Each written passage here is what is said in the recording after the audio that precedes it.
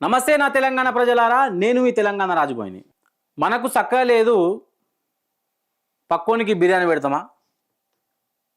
కన్నతల్లికి అన్నం పెట్టినోడు చిన్నమ్మకు చీర పెట్టిండట.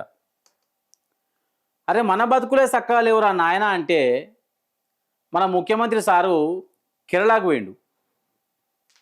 ఒక ముఖ్యమంత్రి సారే కాదు, మంత్రులు ఎమ్మెల్యేలు కూడా పోయినట్టున్నారు నాకు తెలిసి.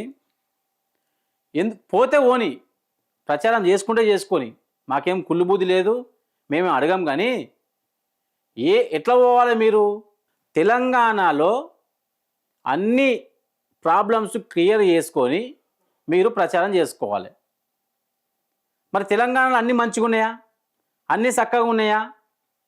ఆల్రెడీ రైతులకు రైతు భరోసా, రైతుల కష్టాలు, గురుకుల చక్కగా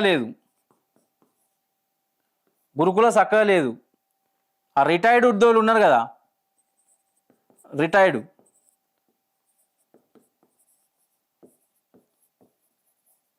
వీళ్ళకి ఇంతవరకు అసలు ఏం లేదు. వీళ్ళకి ఎప్పుడు ఏడిపోయి ఇక పాపం. టీచర్లు కూడా ఏడుపులు.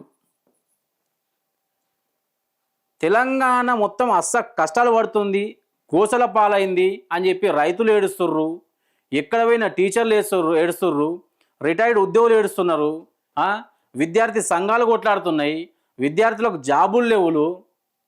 ఇన్ని గనం ప్రాబ్లమ్స్ పెట్టుకొని మీరు అక్కడ పోయి ప్రచారం చేస్తున్నారు. మాట్లాడితే ఢిల్లీకి పోవాలి, మాట్లాడితే గాంధీ కుటుంబానికి 1000 కోట్లు ఇవ్వాలి, మాట్లాడితే కేరళలో మనం ప్రచారం చేయాలి.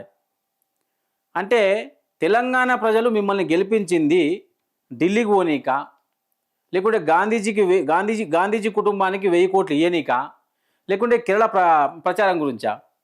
ఇప్పటికైనా తెలంగాణ ప్రజలు అన్నీ చూస్తున్నారు. ఆల్రెడీ మీరు ఎక్కడైతే పోయి ప్రచారం చేసిర్రో అక్కడి నుంచే వార్తలు వస్తున్నాయి.